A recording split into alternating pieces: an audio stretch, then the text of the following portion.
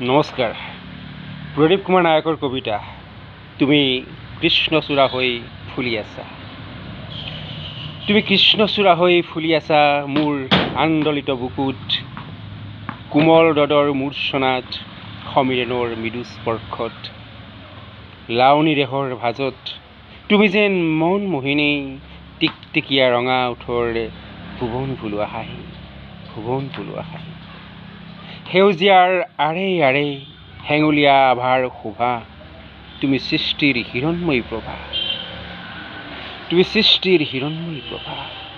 তেজে তেজে ফুলি উঠা এজোপা ৰঙা কৃষ্ণচূড়া, তেজে তেজে ফুলি উঠা এজোপা ৰঙা কৃষ্ণচূড়া।